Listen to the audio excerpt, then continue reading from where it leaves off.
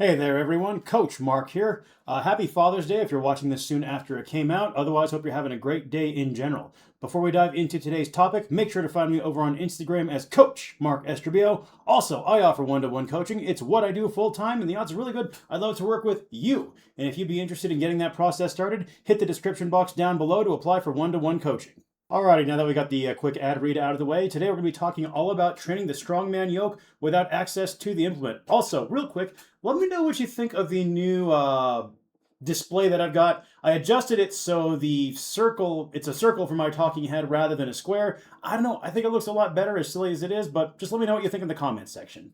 So when it comes to strongman event training without access to the implements, ultimately, necessity is the mother of invention, and when it comes to strongman, well, it's definitely very much the case. The yoke itself is an extremely specialized piece of equipment. However, if you're willing to make a few smaller purchases rather than having to dump all the money out of yoke, especially if you don't have the space for one, you can get something that's probably 80% as good, and a lot of these pieces are also great multitaskers. But let's go a little bit further and discuss what those pieces are now.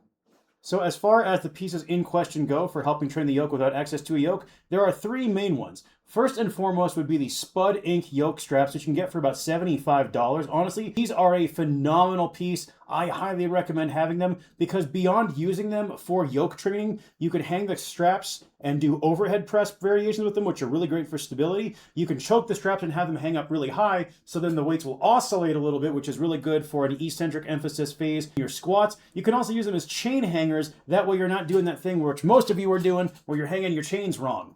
Additionally, an axle is another great investment here rather than just using a barbell. It's the thicker diameter of the axle will make this a lot easier on your neck, and combined with the straps, it just makes for a really good DIY yoke solution. And then the third one would be camber bar attachments. And the reason I like the camber bar attachments is, again, not only are they good for the yoke training, but a camber bar is a helpful iteration of a bar for stuff like good mornings, for pressing, squatting. I've even used it for lunge variations. And you'll notice when you can combine all three, you get this right here, which I feel is a fantastic yoke simulator because you're able to train with your hands lower like you would on a true yoke. Now, as far as training for the yoke, aside from training with the implements or your DIY adjustments, ultimately what you need to think about are developing the necessary physical attributes to be successful. And for success on the yoke run, you need torso strength, leg strength, and core stability.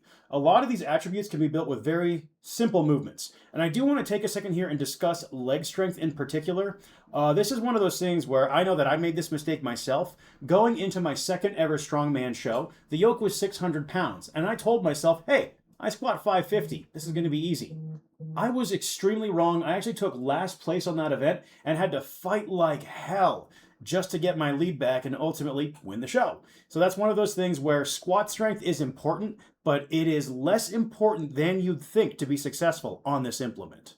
So as far as movements you can train to help be successful in the yoke, if you look at your max effort type movements, high bar pause squats, high bar pin squats, and box squat variations are going to be incredibly valuable here. Additionally, using a camber bar I think is an inspired choice if you have access to one. This video is built around the idea that you don't have access to a lot of specialty pieces though, mainly just a bar and a rack. So keep that in mind. But yeah, if you do have access to an SSB or camber bar, that goes double. So those are your max effort movements. For supplemental exercises, 1 1/2 rep squats are going to be incredibly valuable here because they teach you how to control the weight and the eccentric. Because a yoke itself, not only do you have to be strong enough to get it moving, but you have to be strong enough to control the implement and pull it back into position in the event it tries to get away from you. And 1.5 rep squats sort of help train that specific physical attribute.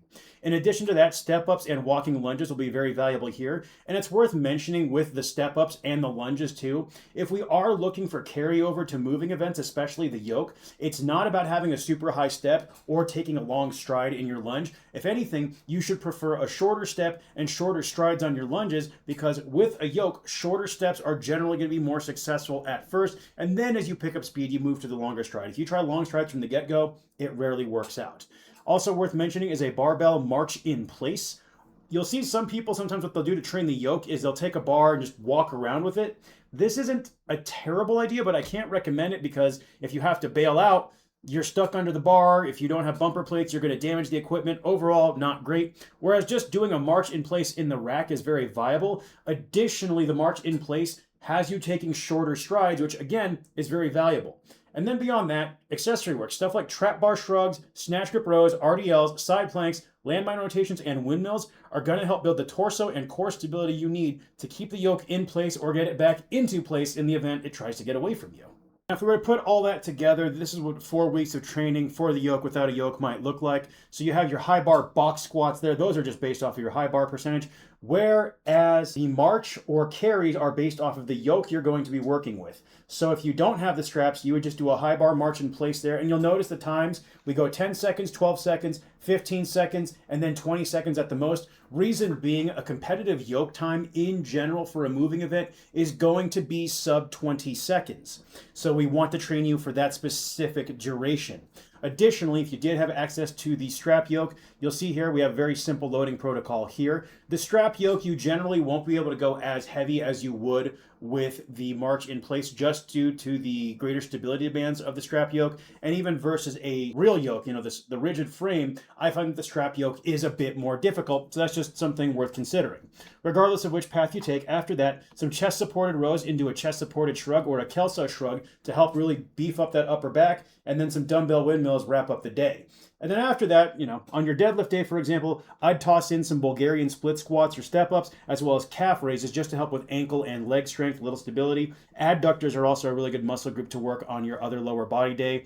Strengthening the inner thighs is almost always a good idea for lower body performance. But you can see here, it's a relatively simple, basic progression, and it trains all the relevant attributes such as leg, core, strength, as well as just that ability to cycle the reps in such a way that you can move downfield quickly, but you're not tripping over yourself by doing super long strides.